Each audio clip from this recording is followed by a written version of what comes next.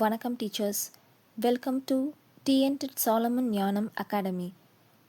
இந்த வீடியோவில் இலக்கண குறிப்புகள் நம்ம பார்க்க போகிறோம். 6வதுலேருந்து 8வது வகுப்பு வரைக்கும் நீங்கள் பார்த்தீங்கன்னா அதில் இலக்கண குறிப்புகள் கிடையாது.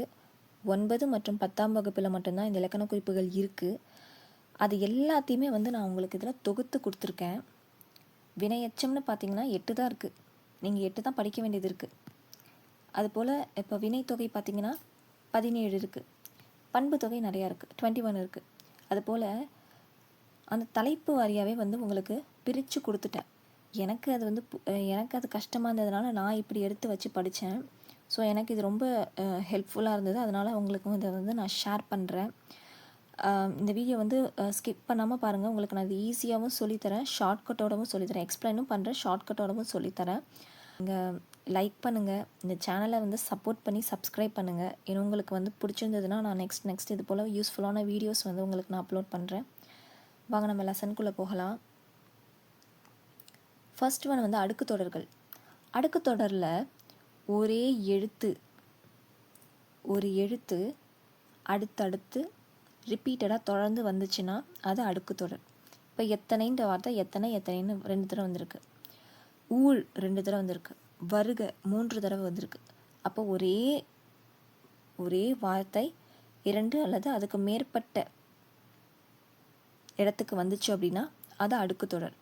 எத்தனை, விட்டு, பாண்டம் பாண்டமாக, ஊழ், வருக, எழுது. அப்போது இது போல் ஒரே வார்த்தை அடுத்தடுத்து வந்துச்சு, ரிப்பீட்டட் ஆச்சு அப்படின்னா அது அடுக்கு தொடர். நெக்ஸ்ட்டு முற்றுமை. முற்றுமை இந்த சொல்லோட இறுதியில் அப்படின்னு முடியணும். முற்றுமையோட சொல்லுக்கு இறுதியில் அப்படின்ற ஓசையில் முடியணும். காலமும் அனைவரும் முடியுதுங்களா? இன்னொன்று, காலமும் அப்படின்னா எல்லா காலத்தையுமே குறிக்குது. இறந்த காலம், நிகழ்காலம், எதிர்காலம் எல்லாவற்றையும் குறிக்குது. ஒரு காலத்தை மட்டும் குறிப்பிட்டு சொல்லலை, முழுமையாக எல்லாவற்றையும் குறிக்குது. அதுபோல் அனைவரும் அப்படின்றது இவங்க அவங்கன்னு இல்லாமல் எல்லோரையும், யாரையுமே விட்டுடாமல் எல்லோரையும் அப்படின்னு முழுமையாக குறிக்கும். ஓகேவா? இது போல் உம்முன்ற ஓசையில் முடியும். அதுபோல் அந்த வார்த்தை முழுமையாக்கப்பட்டால் அது முற்றுமை. ஓகேங்களா? தெளிவாக சொல்கிறேன். முற்றுமைனா அந்த சொல்லோட இறுதியில் உம்முன்னு வரணும். அந்த சொல் எப்படி இருக்கும்? முழுமை பெற்றிருக்கும். ஓகேங்களா? முழுமையை எல்லாத்தையுமே குறிக்கிறதா அந்த சொல் இருக்கும். காலம்னா பொதுவாக எல்லா காலத்தையுமே குறிக்கிறதா இருக்கும். காலமும் அனைவரும் அப்படின்ற மாதிரி வந்ததுன்னா அது முற்றுமை. நெக்ஸ்ட்டு எண்ணுமை. எண்ணுமை ஒன்று அதுக்கு மேற்பட்ட சொற்களில் அப்படின்னு வந்துச்சுன்னா அது எண்ணுமை. நீரும் நிலமும், உடம்பும் உயிரும், இது போல் அந்த மாதிரி தொடர்ந்து வந்ததுன்னா அது எண்ணுமை. எண்ணிக்கையில் வர்றதுனால அது எண்ணுமை. இதில் இப்படி மட்டும் இல்லை, ஒரே எழுத்துலையும் வரும். தோணர வீதியும், தோமரு கொட்டியும், முதிரையும், சாமையும், வரகும். இந்த வார்த்தைகள் மட்டும் ஒரே சொல் தான் வரும், ஆனால் இது எண்ணுமை தான். இது எப்படி அப்படின்னு சொல்லி நீங்கள் கேட்டிங்கன்னா, நம்ம முற்றுமையில் என்ன பார்த்தோம்? காலமும் அனைவரும், இந்த ரெண்டு சொற்கள் மட்டும்தான் நம்ம பார்த்தோம். இன்னொன்று, அது எல்லாவற்றையும் முழுமையாக குறிக்குது. காலம்னா எல்லா காலத்தையும் குறிச்சுது, அனைவரும்னா எல்லோரையும் அப்படின்னு குறித்தது இல்லையா? ஆனால் இதில் அப்படி வராது. சாமையும்னா எல்லா வகையான அரிசியுமா இது குறிக்கும் இல்லையே? சாமைனா இது ஒரு வகை தான். வரகு இது ஒரு வகை. முதிரைனா அது ஒரு வகை. ஓகேங்களா? இது எல்லாவற்றையும் இது குறிக்கலை. அதனால் இதுதான் இதுக்கான வித்தியாசம். அப்போது நீரும் நிலமும், உடம்பும் உயிரும், தோணர வீதியும், தோமரு கோட்டியும், பண்பும் அரணும், இனமும் மொழியும், பூவையும் குயில்களும், முதிரையும் சாமையும், வரகும், வாயிலும் சன்னலும், காடனுக்கும் கபிலனுக்கும், குண்டலமும் குழைக்காதும், வண்ணமும் சுண்ணமும். அப்போது இது போல் உம்முன்னு வந்ததுன்னா, வெளிப்படையாக வந்துச்சு அப்படின்னா அது எண்ணுமை. அடுத்தது போகலாம். வினையெச்சம். வினையெச்சம் இந்த பெயர்லே இருக்குது. வினை ப்ளஸ் எச்சம், வினையெச்சம், அதாவது ஒரு வினை சொல்லால் முற்று பெறாமல் எஞ்சி நிற்கும் சொல். இது ஏதாவது முற்று பெற்றிருக்கா? ஏந்தி அப்படின்றது முற்று பெறலை. ஏந்தி வந்தான் இல்லை ஏந்தி சென்றான் அப்படின்னு ஒரு நெக்ஸ்ட்டு ஒரு சொல் வந்து இருக்குது. அப்படி இருந்தால் தான் இது முற்று பெறும். வெந்து தணிந்தது அப்படின்னா தான் இது முற்று பெறும். முற்று பெறாமல் இருக்கிறதுனால இது வினையெச்சம். இதை சிம்பிளாக சொல்லணுன்னா இதோட கடைசி ஓசை எப்படி இருக்குன்னு பாருங்கள். ஏந்தி இ, வெந்து உ, வெம்பி இ, எய்தி இ, இறைஞ்சி இ, சரிந்து உ, ஒலித்து உ, மலைந்து உ. அப்போ வினையெச்சமோட சொற்கள் இறுதியில் இ உ அப்படின்னு வந்ததுன்னா அது வினையெச்சம். இந்த 2 எழுத்தும் தான் வினையெச்சம். நம்ம எப்படி ஞாபகம் வச்சுக்கிறது? அதுக்கு ஒரு ஷார்ட்கட் சொல்கிறேன். வினை ஈ அப்படின்னு வரணும். வினை, அதை அழுத்தமாக சொல்லுங்கள். வினை ஈ, ஓகேவா? அப்படி நீங்கள் வந்து ஈ ஊன்னு போட்டுக்கோங்க.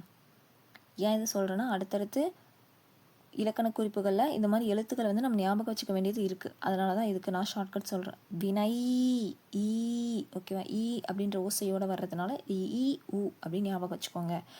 அப்போது வினையெச்சம்னா இ ஊன்ற ஓசையில் முடிஞ்சுதுன்னா அது வினையெச்சம். ஓகேங்களா? நெக்ஸ்ட் பார்க்கலாம்.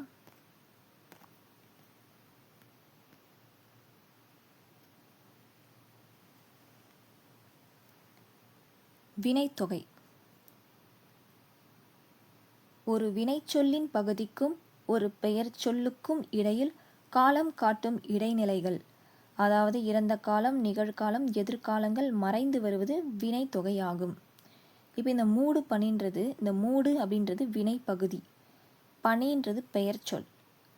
இது மூடிய பணி, மூடுகின்ற பணி, மூடும் பணி அப்படின்னு காலங்கள் முக்காலமும் மறைந்து வருது. அதனால் இது வினைத்தொகை.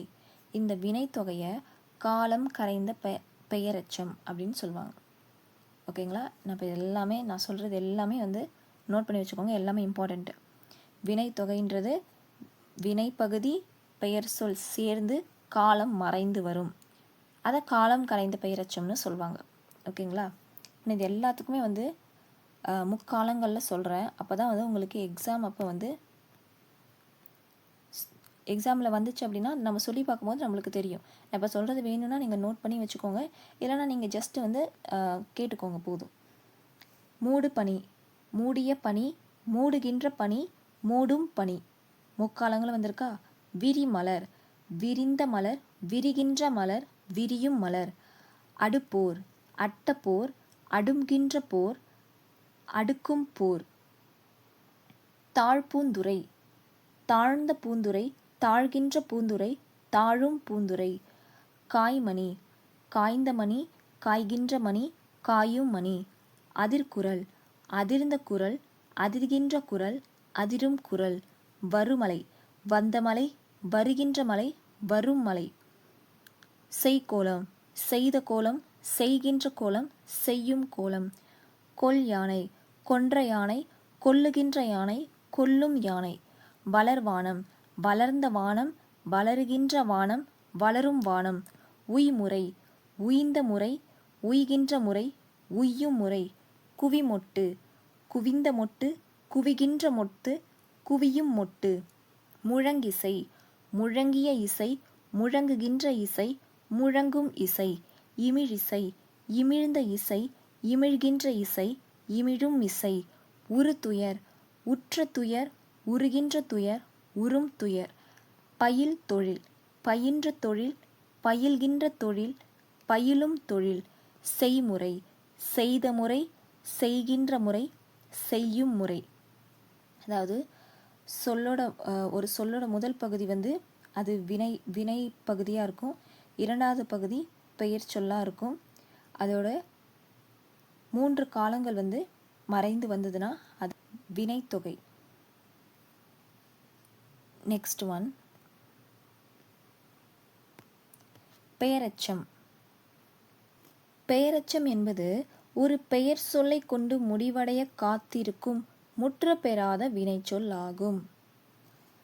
இது வந்து ஒரு வினைச்சொல். இப்போ இந்த ஆடும் கிளைன்றது வினைச்சொல். ஆனால் இது ஒரு பெயர் சொல்லை கொண்டு முடிய வேண்டியது. ஆனால் அது பெயர் சொல்லை கொண்டு முடியலை. அதனால் இது பெயரெச்சம். ஓகேங்களா? விரிந்த மலர்னு வரணும். விரித்த மலர். ஆனால் அந்த இடத்துல பெயர் சொல் இல்லை. ஸோ இது எச்சம் பெற்றிருக்கு, அதனால் இது பெயரெச்சம். ஓகேங்களா? அந்த பெயர் இல்லை, அதனால் இது எச்சம் பெற்றிருக்கு. ஸோ இது பெயரெச்சம். இதோட ஓசை எப்படி இருக்குன்னு பாருங்கள். பெயரெச்சம் அப்படின்னா அது எதில் எந்த ஓசையில் முடியும்? ஆ உம். ஆடும். ஓகேவா? இது பாருங்கள், விரித்த, மன்னிய, ஓங்கிய எல்லாமே ஆல. இது மூணுமே ஆ. இந்த ஆடும் கிளை வந்து ஆடும் கிளை.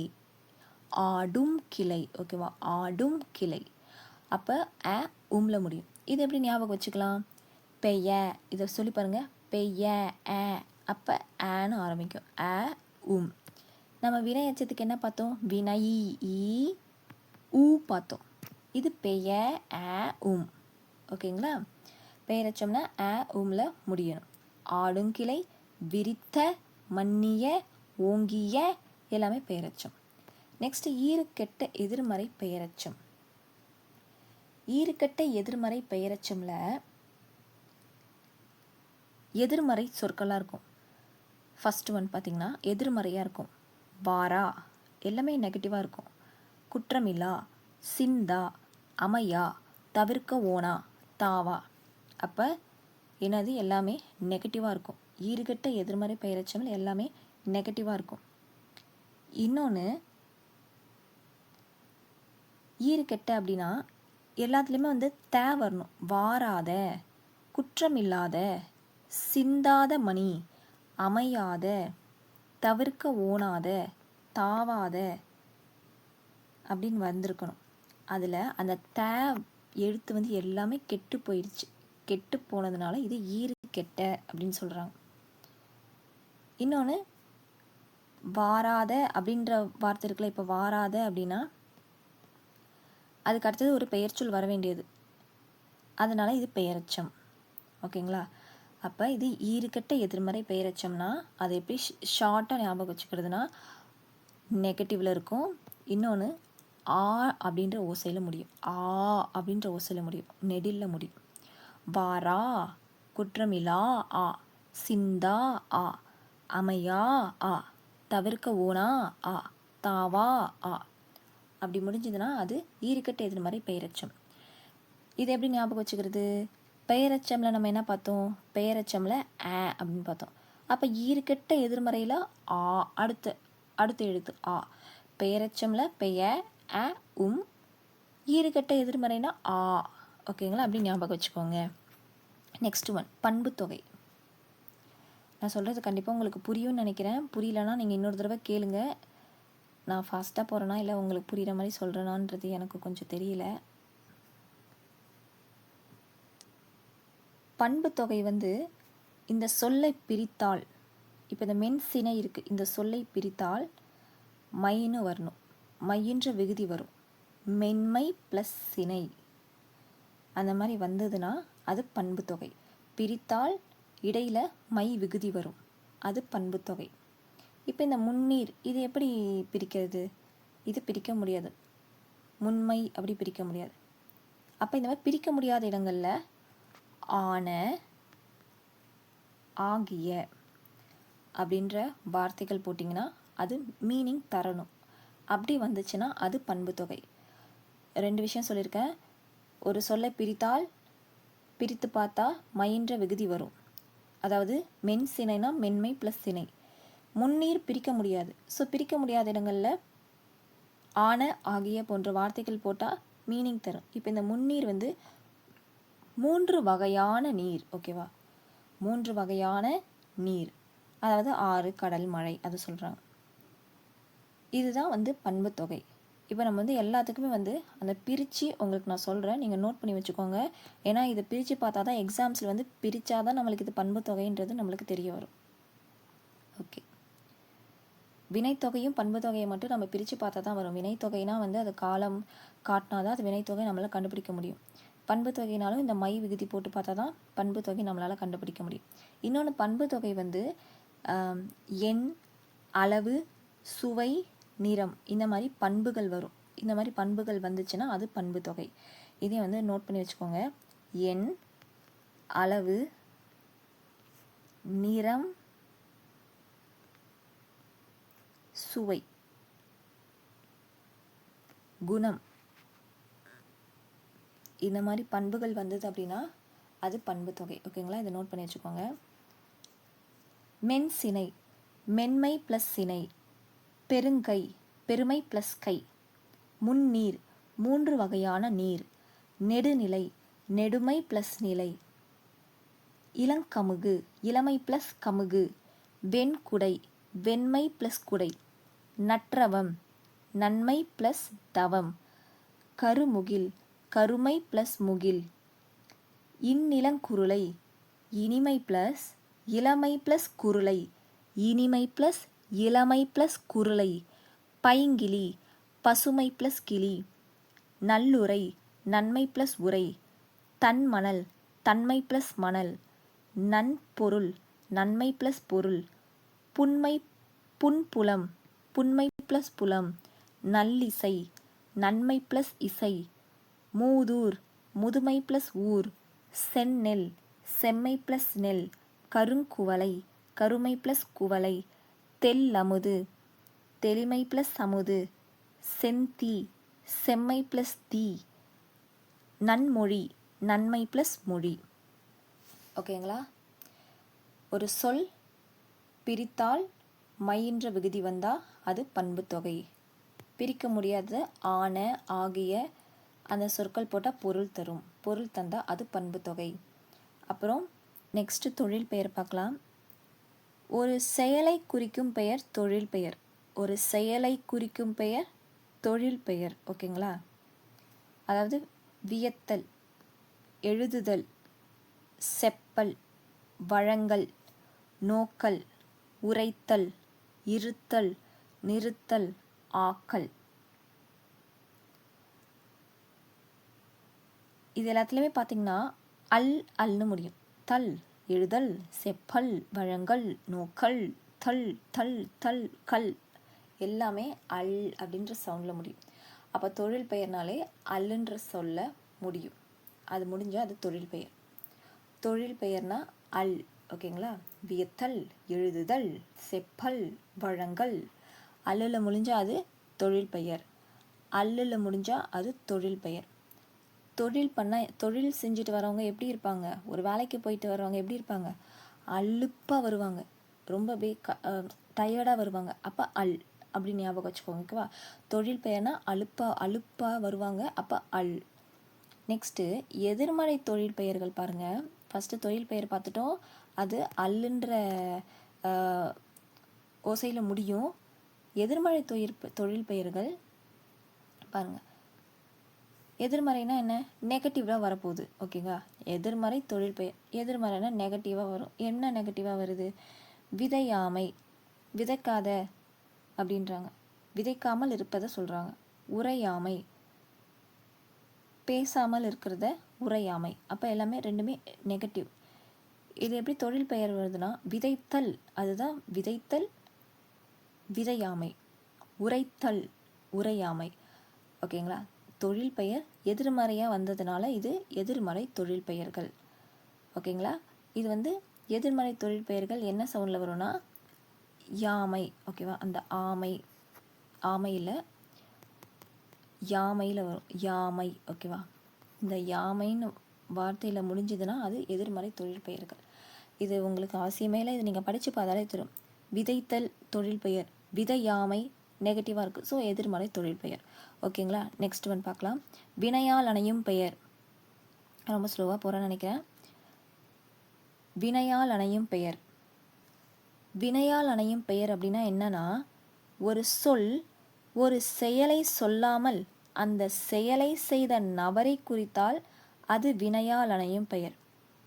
இப்போ மேலே தொழில் பெயர் பார்த்தோம் இல்லையா, தொழில் பெயர் பார்த்தோம். தொழில் பெயர் வந்து இப்போ விதைத்தல், படித்தல் அப்படின்னா அந்த படிக்கிற செயலை மட்டும் குறிக்கும், விதைக்கிற செயலை மட்டும் குறிக்கும். எழுதுதல்னா எழுதுறத குறிக்குது. ஆனால் வினையால் அணையும் பெயர் வந்து விதைத்தவங்களை குறிக்கும், அந்த நபரை குறிக்கிறது வினையால் அணையும் பெயர்.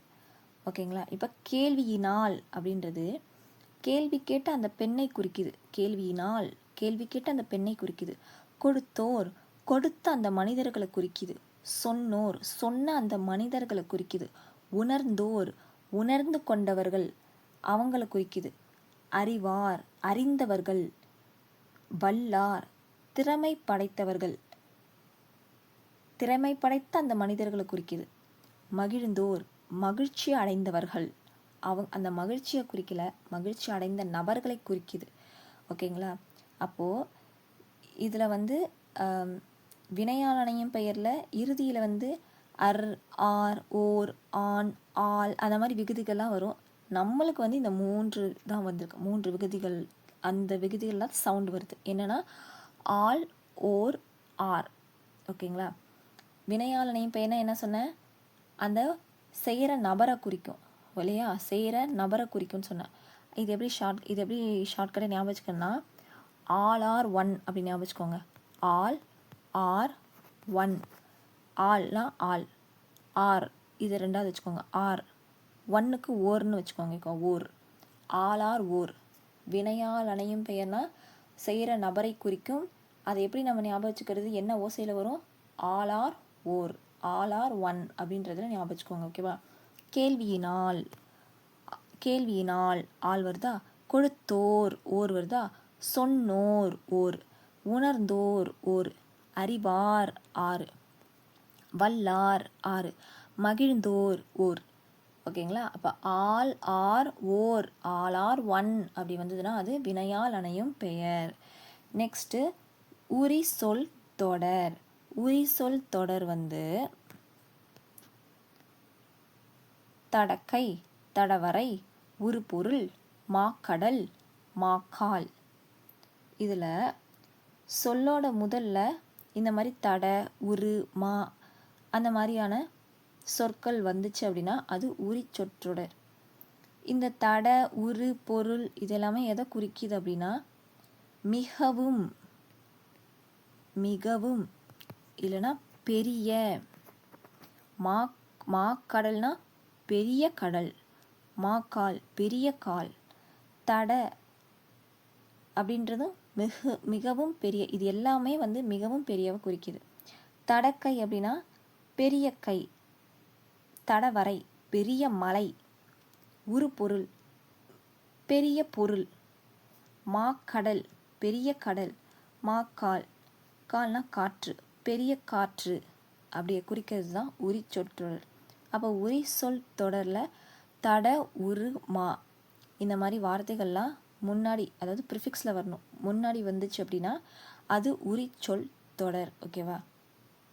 நெக்ஸ்ட்டு இது உரி சொல் தொடர். இன்னொன்று உரி சொற்றொடர். இது ரெண்டுமே வேறுபாடு உண்டு. இதுவும் வந்து கடிக்கமிழ். இந்த கடிக்கும் என்ன மீனிங் தான்? பெரியதான் மீனிங். ஆனால் இது வேறு அது வேறு. இது மாதிரி நீங்கள் ஞாபகம் வச்சுக்கோங்க. கடி கமிழ்னா அது உரி சொற்றொடர். ஓகேவா? உரி சொற்றொடர். உரி சொற்றொடர் வேறு, உரி சொல் தொடர் அப்படின்றது வேறு. உரி சொற்றொடரில் ஒன்று தான் இருக்குது. நம்ம என்ன பண்ணுவோம்? கடித்து உரிச்சி எடுப்போம் அப்படின்னு ஞாபகம் வச்சுக்கோங்க. உரி சொற்றொடர். உரி சொற்றொடர் கடித்து இருக்கும்போது எப்படி இருக்கும்? நம்ம நாக்குலேருந்து எச்சு ஊற்றும். சொர்றன்னு எச்சு ஊற்றும் அப்படி ஞாபகம் வச்சுக்கோங்க. நம்ம கரும்பை கடித்து இழுக்கும் போது என்னாகும்? அந்த சாறுலாம் அப்படியே என்னாகும்? அப்படியே ஊற்றும். சொர்ன்னு ஊற்றும்.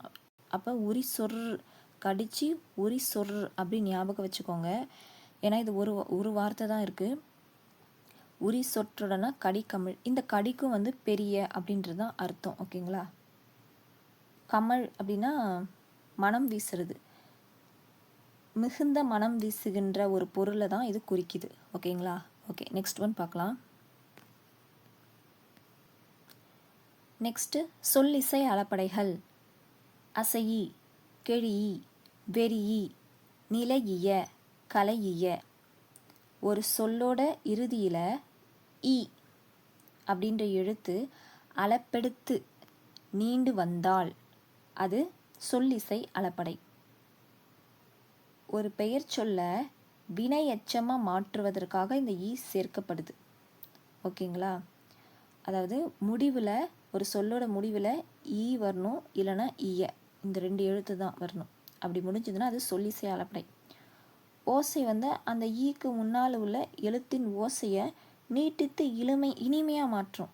அசை, கெழி, வெறி, நிலைய, கலைய அப்படின்ட்டு ஒரு ஓசையை கொடுக்கறதுனால இது சொல்லிசை அளபடை.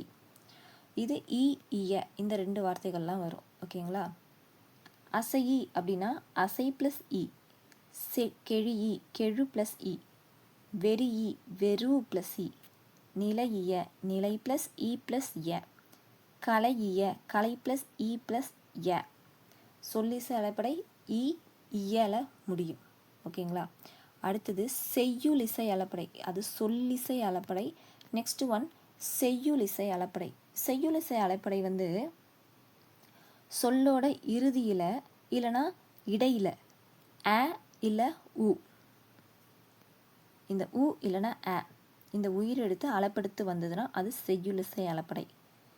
செய்யுள்ள ஓசை குறையும் போது அந்த ஓசையை நிறைவு செய்ய இதை யூஸ் பண்ணுறாங்க. அதனால் இதை இசை நிறை அளபடை அப்படின்னும் இதை சொல்லுவாங்க. ஜஸ்ட்டு கேட்டுக்கோங்க. செய்யுளிசை அளபடைனா ஒன்றும் இல்லை, உ அ அந்த எழுத்தில் இடையிலையோ இல்லை இறுதியிலையோ அந்த சவுண்டு வருமா பார்க்கலாமா? பருவுக், பருவுக். ஓகேவா? அப்போ இந்த இடத்துல வருது பருவுக். குருவுக், குருவுக் வருதா? குழா அத்து, குழா அத்து. அப்போ பருவுக், குருவுக், குழா அத்து. இது செய்யுளிசை அளபடைகள். ஓகேங்களா? சொல்லிசையும் செய்யுளிசையும் கொஞ்சம் பார்த்து வச்சுக்கோங்க. செய்யுளிசை சொல்லிசை அப்படின்னா இ, இயல முடியும். செய்யுளிசை அப்படின்னா உ, ஆல வரும். நெக்ஸ்ட்டு உவமை தொகை. உவமை தொகை வந்து போல, போன்ற அப்படின்ற சொல் மறைந்து வந்தால் அது உவமை தொகை. இப்போ மலர் கை இருக்குது. மலர் கை வந்து மலர் போன்ற கை அப்படின்னு வரணும். அது மறைந்து வந்திருக்கு. மலர் போன்ற கை, மறைமுகம். தாமரை போன்ற முகம், மறை போன்ற முகம், மறைனா தாமரை. தேமாங்கனி, தேன் போன்ற மாங்கனி. அப்போ போன்ற, போல அப்படின்ற வார்த்தைகள் வந்து இதில் மறைந்து வந்ததுன்னா அது உவமை தொகை. நெக்ஸ்ட்டு உம்மை தொகை.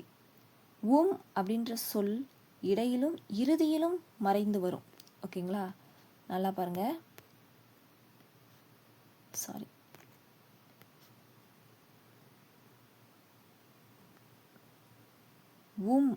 உம்மை தக்கன உம்மா, அந்த வந்து இடையிலும் இறுதியிலும் மறைந்து வரும். வில் வாள், வில்லும் வாளும். ஓகேங்களா? இது எப்படி வரும்? வில்லும் வாளும். ஓகே, வில்லும் வாளும் இடையிலும் இறுதியிலும் வந்து மறைந்து வந்ததுன்னா அது உம்மை தொகை. உருவகம் அப்படின்னா உவமை வேற பொருள் வேற அப்படின்னு சொல்லாமல் இரண்டுமே ஒன்று தான் அப்படின்னு உருவகப்படுத்துவது. இதில் பொருள் வந்து முன்னாடி வரும், உவமை பின்னாடி வரும். இப்போ முத்திக்கனி அப்படின்னா முத்தியாகிய கனி. பிறவி இருள், பிறவியாகிய இருள். ஒளி அமுது, ஒளியாகிய அமுது. வாழ்க்கை போர், வாழ்க்கையாகிய போர். இந்த உருவகம்ல ஆகிய அப்படின்றது நடுவில் மறைந்து வரும். ஓகேங்களா? அப்படி மறைந்து வந்தால் அது உருவகம். நெக்ஸ்ட்டு உவம உருபு. உவம உருபு வந்து பொன்னே போல். ஒரே ஒரு வார்த்தை தான் இருக்குது இதில். பொன்னே போல். இதில் போல் அப்படின்றது வெளிப்படையாக வந்துச்சுன்னா அது உவம உருபு. போல் போன்ற மறைந்து வந்தால் அது உவமை. போல் வெளிப்படையாக வந்தால் அது உவம உருபு. இது எல்லாமே நீங்கள் வந்து இது 4மே வந்து அதனால தான் உங்களுக்கு ஒரே மாதிரி இருக்கும், கன்ஃபியூஸாக வந்தால் இது 4த்தையுமே நான் வந்து இப்படி உங்களுக்கு அடுத்தடுத்து கொடுத்தேன். உவமை தொகைனா போல போன்ற மறைந்து வந்தால் அது உவமை தொகை. உம்மை தொகைனா வந்து இடையிலையும் இறுதியிலையும் வில்லும் வாளும் மறைந்து வரும். மறைந்து வந்தால் அது உம்மை தொகை. உருவகம் அப்படின்னா ஆகிய அப்படின்றது நடுவில் வரும். முத்தியாகிய கனி, பிறவியாகிய இருள், ஒளியாகிய அமுது, வாழ்க்கையாகிய போர், ஆகிய வந்து நடுவில் வந்துச்சுன்னா அது உருவகம். உவம உருபுனா போல் அப்படின்றது இறுதியில் வெளிப்படையாக வந்துச்சு அப்படின்னா அது உவம உருபு. நீங்கள் ஏதோ ஒரு 2 தடவை வந்து இந்த வீடியோ நீங்கள் கேளுங்க, இல்லைனா எழுதி வச்சுட்டு ஒரு 2 டைம்ஸ் படிங்க. உங்களுக்கு வந்து இது கண்டிப்பாக உங்களுக்கு அந்த கன்ஃபியூஷன்ஸ் வராது, ஞாபகம் வரும். ஓகேங்களா? நெக்ஸ்ட் ஒன் பார்க்கலாம். வியங்கோல் வினைமுற்று. வியங்கோல் வினைமுற்று வந்து க, இய, இயர் இந்த மாதிரி சவுண்டில் வந்து முடிஞ்சதுன்னா அது வியங்கோல் வினைமுற்று. ஓகேங்களா? ஆடுக, ஆக்குக, போக்குக, நோக்குக. நம்மளுக்கு வந்து கே மட்டும்தான் இருக்குது. நம்ம புக்ஸில் வந்து கே, இய, இயர்னு வரணும். ஆனால் நம்மளுக்கு கே மட்டும்தான் இருக்குது. வியங்கோல் வினைமுற்றுனா ஆடுக, ஆக்குக, போக்குக, நோக்குக. இது மாதிரி கே, இய, இயர்னு வந்துச்சுன்னா அது வியங்கோல் வினைமுற்று. நெக்ஸ்ட் ஒன் ஏவல் வினைமுற்று. ஏவல் வினைமுற்று வந்து ஒருவரை ஒரு வேலையை செய்யுமாறு ஏவுதல், அதாவது கட்டளையிடுறது. ஓகேங்களா? இந்த வார்த்தை பாருங்க. மாற்று மின், மாற்று ப்ளஸ் மின், பரப்பு மின், பரப்பு ப்ளஸ் மின். இந்த மாற்று மின்னா பழையதை வந்து கலைந்து புதியதை மாற்றுங்கள் அப்படின்னு கட்டளையிடுறது, அதான் மாற்று மின். பரப்பு மின் அப்படின்னா செய்திகளையோ இல்லை ஏதோ ஒரு கொள்கையையோ பரப்புங்கள் அப்படின்னு சொல்லி கட்டளையிடுறது தான் மின். அப்போது ஏவல் வினைமுற்றுனா ஒருத்தங்களை ஒரு வேலையை செய்யுமாறு ஏவுறது தான் ஏவல் வினைமுற்று. இறுதியில் மின்னுன்னு வரும். மின்னுன்னு வந்தால் அது ஏவல். ஓகேங்களா? மின்னுன்னு வந்தால் ஏவல். இன்னொன்று, இப்போ இந்த மின்னுன்றது எப்படி ஏவலுக்கு ஞாபகம் வச்சுக்கிறதுனா, ஏவுகணை இருக்கு இல்லையா, ஏவுகணையை வந்து எப்படி பறக்கும்? மின்னல் வேகத்தில் பறக்கும். ஏவல் அதாவது ஏவுகணை வந்து மின்னல் வேகத்தில் பறக்கும் அப்படின்னு சொல்லிட்டு ஞாபகம் வச்சுக்கோங்க. அப்போ ஏவுகணைனா ஏவல், மின்னல்னா மின், ஏவல்னா மின் அப்படின்னு இறுதியில் வரணும். மாற்று மின் ஏவல் வினைமுற்று, பரப்பு மின் அப்படின்னா ஏவல் வினைமுற்றுகள். நெக்ஸ்ட் ஒன்றன் பால் வினைமுற்றுகள், இன்னொன்று பலவின் பால் வினைமுற்றுகள். ஓகேங்களா? ஒன்றன் பால் அப்படின்னா சிங்குலர், சிங்குலர். பலவின் பால்னா ப்ளூரல். இது பாருங்க, உருண்டது, போனது, ஒருமையில் வருது இல்லையா, ஒருமையில் வருது. உருண்டது, போனது அப்படின்னு ஒருமையில் வர்றதுனால இது ஒன்றன் பால் வினைமுற்றுகள். இது தூள முடியும். பலவின் பால் அக்ரிணை வினைமுற்று அப்படின்னா அன்பின. அன்பின அப்படின்னா அவை அன்புடையவை அப்படின்னு பலவற்றை வந்து சுட்டி காட்டுகிறது போல இருக்குது. அன்பின, அன்பு ப்ளஸ் இன. இது எப்படி பிரிக்கலாம்னா அன்பு ப்ளஸ் இன அப்படின்னு பிரிக்கலாம். அன்பு ப்ளஸ் இன. ஓகேங்களா? இது வந்து பலவற்றை வந்து பலரை வந்து சுட்டி காட்டுறதுனால இது பலவின் பால் அக்ரிணை வினைமுற்று. இதோட இறுதியில் வந்து ஆ இல்லைன்னா நேல முடியும். ஓகேவா? ஆ சவுண்ட் வரும். அன்பின அப்படின்ற சவுண்டில் வரும். ஓகேங்களா? அப்போ ஒன்றன் பால்னா ஒருமையில் குறிக்கும், தூள முடியும், உருண்டது, போனது. பலவின் பால் அக்ரிணை வினைமுற்றுனா பலரை குறிக்கிற மாதிரி இருக்கும். எந்த எழுத்தில் முடியும்னா நேல முடியும். அன்பின. ஓகேங்களா? நெக்ஸ்ட்டு செய்யும் என்னும் வினைமுற்று. இதை பார்த்தாலே உங்களுக்கு தெரியும். செய்யும் என்னும் வினைமுற்றுனா யும் அப்படின்றதுல முடியணும். செய்யும் அப்படின்னா அப்படின்றதுல முடியணும். பொலிக்கும். ஓகேங்களா? பொலிக்கும், செய்யும், பொலிக்கும் அப்படின்னா உம்மில் முடியுது. பொலிக்கும்னா செய்யும் அப்படின்ற வினைமுற்றில் இருக்குது. இது எப்படி ஞாபகம் வச்சுக்கிறதுனா, போலி இருக்குல்ல, இதை போலின்னு வச்சுக்கோங்க. போலி சாப்பிட்றோம்ல, போலி செஞ்சு தான் சாப்பிட முடியும்ல. போலி செய்யுமா, போலி செய் அப்படின்னு சொல்லுவோம். போலினா அது செய்யும், பொலிக்கும், செய்யும். ஓகேங்களா? ஓர் எழுத்து ஒரு மொழி. நானா நாக்கு, நாக்கு இருக்குங்கள, அதுதான் நான் சொல்லுவாங்க. நானா நாக்கு, அது ஓர் எழுத்து ஒரு மொழி. நெக்ஸ்ட்டு இடைக்குறை. இடைக்குறைனா இடையில் ஏதோ ஒரு எழுத்து குறைந்திருக்கு, அதாவது மறைந்திருக்கு. அது என்னன்றதை பார்க்கலாம். கொடியனார். இது எப்படி பிரிக்கலாம் அப்படின்னா கொடி எண்ணார் அப்படின்னு வரணும். கொடி எண்ணார்னு வரணும். இந்த இடத்துல இன்னு வரணும். ஆக்சுவலாக கொடி எண்ணார் அப்படின்னு வரணும். இன்னு வந்து இதில் இல்லை, மறைந்து இருக்கிறதுனால இது இடைக்குறை அப்படின்றாங்க. கொடியனார் அப்படின்னா கொடி போன்ற இடையுடையவர், அதாவது பெண்களை சொல்கிறாங்க. இன்னுன்ற ஒரு எழுத்து வந்து இதில் மறைந்து இருக்கிறதுனால இது இடைக்குறை அப்படின்னு சொல்கிறாங்க. ஓகேங்களா. நெக்ஸ்ட்டு இலக்கண போலி. இலக்கண போலி அப்படின்னா இந்த சொல் இருக்குல்ல, வாயில் அப்படின்ற சொல்ல பிரிக்கலாம். எப்படி? இதை வா ப்ளஸ் இல்னு இருக்கா, இதை இப்படியும் சொல்லலாம். இல் ப்ளஸ் வாய், இல் வாய் அப்படின்னு சொல்லலாம். இல் ப்ளஸ் வாயின்னு சொன்னாலும் ஒன்று தான், வாயில்னு சொன்னாலும் ஒன்று தான். ரெண்டுமே எதை தான் குறிக்குது? இல்லத்தின் வாயை தான் குறிக்குது. இல்லத்தின் வாயை தான் குறிக்குது.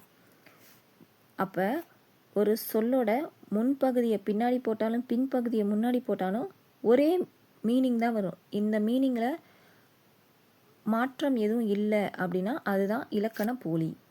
ஓகேங்களா, புரியுதுங்களா? நெக்ஸ்ட் போகலாமா? காக்க வென்று என்பதன் தொகுத்தல் விகாரம். காக்க வென்று இதை எப்படி பிரிக்கலாம் அப்படின்னா காக்க ப்ளஸ் என்று அப்படின்னு வரணும். காக்க, ஓகேங்களா, காக்க ப்ளஸ் என்று அப்படின்னு வரணும். காக்க வென்று, காக்க வென்று. அப்போது இதில் இந்த வே அப்படின்றது என்ன ஆயிருக்கு அப்படின்னா மறைந்து வந்திருக்கு. அதனால் இது காக்கென்று அப்படின்னு வந்துருச்சு. ஸோ இது வந்து காக்க வென்றுன்னு தான் வரணும். அது காக்கென்று, அந்த வே வந்து மறைந்து வந்ததுனால காக்கென்று அப்படின்னு வந்ததுனால இது காக்க வென்று என்பதன் தொகுத்தல் விகாரம், இப்படி தான் வரணும் அப்படின்னு சொல்கிறாங்க. நெக்ஸ்ட் பாருங்கள், கண்ணீர். கண்ணீர் என்பதன் இடைக்குறை. கண்ணீர்னு எக்ஸாமில் கேட்பாங்க. அப்போ அது கண்ணீர் இல்லை, அது கண்ணீர். கண்ணீர் இதில் அந்த இன்னு வந்து இடைக்குறையாக இருக்குது. நம்ம ஏற்கனவே பார்த்தோம்ல கொடி எண்ணார், அதில் இன்னு இடைக்குறையாக இருந்துச்சு. அது மாதிரி இதில் கண்ணீரில் கண்ணீர் இன் வந்து இடைக்குறையாக இருக்குது. அதனால தான் இது வந்து கண்ணீர் என்பதன் இடைக்குறை அப்படின்னு வருது. ஓகேங்களா. நெக்ஸ்ட்டு வேற்றுமை தொகை. வேற்றுமை தொகை நம்மளுக்கு தெரியும். ஐ, ஆல், கூ, இன், அது, கண். இதில் என்ன வேற்றுமை தொகை மறைந்திருக்குன்னு நம்ம பார்க்கலாமா? செய்முறை. செய்முறை, செயலை செய்யும் முறை. இது எப்படி பிரிக்கலாம்? செயலை செய்யும் முறை. அப்போ ஐ வந்து இதில் மறைந்து வந்திருக்கு. ஐ அப்படின்ற உருவு மறைந்து வந்ததுனால இது வேற்றுமை தொகை. ஓகேங்களா. வேற்றுமை தொகையில் ஒன்று தான் இருக்குது. ஏன்னா அடுத்தடுத்து வர்றதில் மற்ற வேற்றுமை தொகையெல்லாம் இருக்குது. ஆனால் செய்முறைன்றது வேற்றுமை தொகை, அதை மட்டும் ஞாபகம் வச்சுக்கோங்க. செய்முறைன்றது வேற்றுமை தொகை. ஓகேவா. ஐ மறைந்து வந்ததுனால இது வேற்றுமை தொகை. நெக்ஸ்ட் இரண்டாம் வேற்றுமை தொகை. இரண்டாம் வேற்றுமை தொகை ஐ மறைந்து வரும் இல்லையா, அதனால தான் நான் சொன்னேன் செய்முறைன்றது வேற்றுமை தொகைன்னு தான் புத்தகத்தில் இருக்குது. ஆப்ஷனில் ஒரு வேளை இரண்டாம் வேற்றுமை தொகைன்னு ஆப்ஷனில் கொடுத்தாங்கன்னா நீங்கள் இரண்டாம் வேற்றுமை தொகைன்னு போடுங்க. அப்படி இல்லைனா இது வெறும் வேற்றுமை தொகைன்னு போட்டுக்கோங்க. பாங்கறிந்து, பாங்கு ப்ளஸ் அறிந்து, பாங்கை அறிந்து. ஓகேங்களா. பாங்கை அறிந்து. கரை பொருவ, கரையை ப்ளஸ் பொரு. முத்துடை தாமத்தை எப்படி பிரிக்கிறதுனா முத்து ப்ளஸ் உடைய ப்ளஸ் தாமம் அப்படின்னு பிரிச்சுட்டு முத்தையுடைய தாமம் அப்படின்னு மீனிங் வரணும். முத்தையுடைய தாமம். அப்போ எல்லாத்துலேயுமே ஐ வந்து என்ன இருக்குது? மறைந்து வருது. நான் இன்னொரு தடவை சொல்கிறேன், வேணும்னா நோட் பண்ணி வச்சுக்கோங்க. பாங்கறிந்து அப்படின்னா பாங்கை ப்ளஸ் அறிந்து ஐ வருது. பாங்கை ப்ளஸ் அறிந்து. கரை பொரு, கரையை ப்ளஸ் பொரு. முத்துடை தாமம், முத்தை ப்ளஸ் உடைய ப்ளஸ் தாமம். இது எல்லாத்துலேயுமே ஐ வந்து மறைந்து வந்ததுனால இதை இரண்டாம் வேற்றுமை தொகைன்னு சொல்கிறாங்க. நெக்ஸ்ட்டு இரண்டாம் வேற்றுமை உருபும் பயனும் உடன் தொக்க தொகை. அப்படின்னா என்னென்னா இரண்டாம் வேற்றுமை தொகைனா என்ன? ஐ தானே. அப்போ ஐ உருபு மறைஞ்சு வரும். இன்னொன்று பயனும். பயனும் அப்படின்றது என்னன்னா உடைய, இன்னொன்று கொண்ட. ஓகேங்களா. உடைய, கொண்ட அப்படின்ற இந்த எழுத்து மறைந்து வரும். இது மறைந்தால் இது வந்து பயன். ஐன்றது உருபு, இந்த உடைய கொண்டன்றது பயன்னு சொல்கிறாங்க. அது எப்படின்னு பார்க்கலாம். ஓகேங்களா. காய் குலை கமுகு அப்படின்றது காய்களை உடைய குலைகளை கொண்ட கமுகு. இன்னொரு தடவை சொல்கிறேன், காய் குலை கமுகை எப்படி பிரிக்கலாம்னா காய்களை உடைய குலைகளை கொண்ட. ஓகேங்களா. குலைகளை கொண்ட கமுகு அப்போ ஐயின்ற உருபு மறைந்து வந்திருக்கு, உடைய கொண்ட அப்படின்ற பயனும் ஏன்னா இருக்க மறைந்து வந்ததுனால இது இரண்டாம் வேற்றுமை. இரண்டாம் வேற்றுமை உருபும் பயனும் உடன் தொக்க தொகை அப்படின்னு சொல்கிறாங்க. ஓகேங்களா. நெக்ஸ்ட் பாருங்கள், பூங்கொடி வள்ளி. பூக்களை உடைய கொடியாகிய வள்ளி. பூக்களை, ஓகேங்களா, பூக்களை உடைய கொடி யாகிய வள்ளி. அப்போ இதில் பூக்களை ஐ மறைந்து இருக்கு, உடைய அப்படின்ற பயன் இது மறைந்து வந்ததுனால இது இரண்டாம் வேற்றுமை உருபும் பயனும் உடன் தொக்க தொகை. நெக்ஸ்ட்டு முத்துத்தாமம். முத்துத்தாமத்தை எப்படி பிரிக்கலாம்? முத்துக்களை உடைய தாமம் எப்படி பிரிக்கலாம்? முத்துக்களை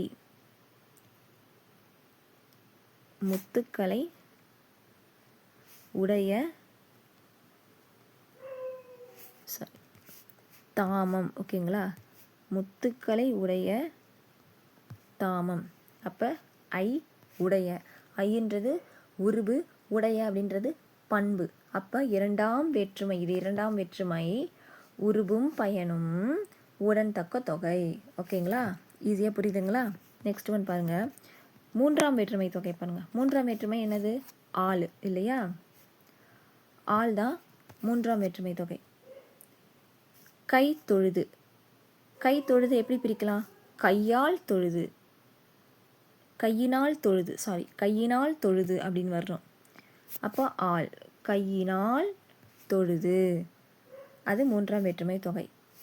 இதை வந்து கையினால் தொழுதுன்றதை நீங்கள் நோட் பண்ணி வச்சுக்கோங்க. அப்போ தான் நீங்கள் நெக்ஸ்ட் டைம் பார்க்கும்போது உங்களுக்கு புரியும். இல்லைனா கை தொழுதுனா அது எப்படி ஆளில் வரும், மூன்றாம் வேற்றுமையில் எப்படி வரும்ன்ற ஒரு கன்ஃபியூஷன் வரும். அதனால் பக்கத்துலேயே வந்து எழுதி வச்சுக்கோங்க. கை தொழுது அப்படின்னா கையினால் தொழுது அப்படின்ட்டு எழுதி வச்சுக்கோங்க. நெக்ஸ்ட்டு மூன்றாம் வேற்றுமை உருபும் பயனும் உடன் தொக்க தொகை. அதே மாதிரி தான் இரண்டாம் வேற்றுமை தொகைக்கு பார்த்தாலும் அதே மாதிரி தான். அப்போ இதில் என்ன மறைஞ்சிருக்கும்? ஆள் அப்படின்ற ஒரு இது உருபு மறைஞ்சிருக்கும். மூன்றாம் வேற்றுமை தொகை ஆள் மறைஞ்சிருக்கும். இதுக்கான பயன் என்ன அப்படின்றத பார்க்கலாம். கைமுறை. ஃபஸ்ட்டு ஒன் வந்து கைமுறை. கைமுறை வந்து கையினால் செய்யப்பட்ட முறை. இது எப்படி பிரிக்கலாம்?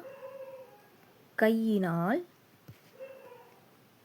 செய்யப்பட்ட முறை. ஓகேங்களா, கையினால் செய்யப்பட்ட முறை. அப்போ இதை கையினால், இது வந்து என்னது? உருபு, மூன்றாம் வேற்றுமை உருபு. செய்யப்பட்ட அப்படின்றது பயன், அது மறைந்து வந்திருக்கு. ஓகேங்களா, கையினால் செய்யப்பட்ட முறை. ஆள் அப்படின்றது மூன்றாம் வேற்றுமை உருபு, செய்யப்பட்டன்றது பயன் வந்து மறைந்து வருவதனால் இது மூன்றாம் வேற்றுமை உருபும் பயனும் உடன் தொக்க தொகை. நெக்ஸ்ட் ஒன் பண்ணுங்க, மலர்கண்ணி. மலர்கண்ணி எப்படி பிரிக்கலாம்? மலரால் தொடுக்கப்பட்ட கண்ணி. ஓகேங்களா, மலரால் எழுதி வச்சுக்கோங்க, மலரால் தொடுக்கப்பட்ட கண்ணி. அப்போ அந்த மலரால் ஆள் அப்படின்றது என்னது? மூன்றாம் வேற்றுமை உருபு. தொடுக்கப்பட்ட அப்படின்றது பயன். அப்போ மூன்றாம் வேற்றுமை உருபும் பயனும் உடன் தொக்க தொகை. ஓகேங்களா. நெக்ஸ்ட் நான்காம் வேற்றுமை உருபு. நான்காம் வேற்றுமை உருபு என்னது? கு. ஓகேங்களா, கு. செவிகள் உணவான. இதை எப்படி பிரிக்கலாம்? செவிகளுக்கு உணவான, செவிகளுக்கு உணவான. அப்போ இந்த கு மறைந்திருந்ததுனால இது நான்காம் வேற்றுமை உருபு. நெக்ஸ்ட் ஒன், சிக்ஸ்த் ஒன் பாருங்க, லாஸ்ட் ஒன் பாருங்க. ஆறாம் வேற்றுமை தொகை. இதோட முடியுது. ஆறாம் வேற்றுமை தொகை. ஆறாம் வேற்றுமை தொகை என்னது? அது. ஆறாம் வேற்றுமை தொகை என்ன? அது. இது எப்படி வருது பார்க்கலாமா? எருத்துக்கோடு. இது எப்படி பிரிக்கலாம்? எருது. இது எப்படி பிரிக்கலாம்னா, ஃபஸ்ட்டு எருது ப்ளஸ் கோடு. ஓகேங்களா, எருது ப்ளஸ் கோடுன்னு பிரிக்கலாம். எருதினது கோடு. எருதினது கோடு. கோடுனா கொம்புன்னு அர்த்தம். எருதோட கொம்பு அப்படின்னு அர்த்தம். எருதினது கோடு. இதை ஃபஸ்ட்டு எப்படி பிரிக்கணும்னா, எருத்து ப்ளஸ் கோடை, எருத்துக்கோடை எருது ப்ளஸ் கோடு அப்படின்னா என்னது? எருதினது கோடு. ஓகேங்களா, அப்போ அதுன்றது மறைஞ்சு வருது. அடுத்தது பிடி பசி. இது எப்படி பிரிக்கலாம்? பிடி ப்ளஸ் பசி அப்படின்னு பிரிக்கலாம். பிடியினது பசி.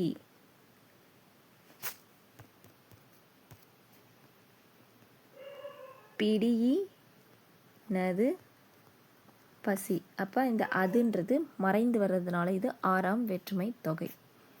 ஓகேங்களா? அவ்வளோதான். இந்த வீடியோ வந்து கண்டிப்பாக உங்களுக்கு யூஸ்ஃபுல்லாக இருந்திருக்கும். இதில் ஏதாவது உங்களுக்கு வந்து குறைகள் இருந்ததுன்னா அதை நீங்கள் கண்டிப்பாக கமெண்ட்ஸில் சொல்லுங்கள், நான் வந்து மாற்றிக்கிறேன். நீங்கள் வந்து பொறுமையாக கேளுங்க. இதை வந்து பொறுமையாக தான் சொல்லியிருக்கேன். இது நீங்கள் நல்லா கவனிச்சாதான் இது வந்து ஒரு தடவை நீங்கள் கேட்டாலே போதும், உங்களுக்கு அது ஈஸியாக உங்களுக்கு வந்து நீங்கள் புரிஞ்சுக்குவீங்க. நீங்கள் இன்னொன்று இது எல்லாத்தையும் ரிட்டனாக எழுதி வச்சுக்கிறது ரொம்ப ரொம்ப நல்லது. இந்த வீடியோ லைக் பண்ணுங்கள், சப்ஸ்கிரைப் பண்ணுங்கள், உங்கள் ஃப்ரெண்ட்ஸ்க்கும் ஷேர் பண்ணுங்கள். கண்டிப்பாக இது அவங்களுக்கும் யூஸ்ஃபுல்லாக இருக்கும். தேங்க்ஸ் ஃபார் வாட்சிங். அடுத்த வீடியோவில் பார்க்கலாம்.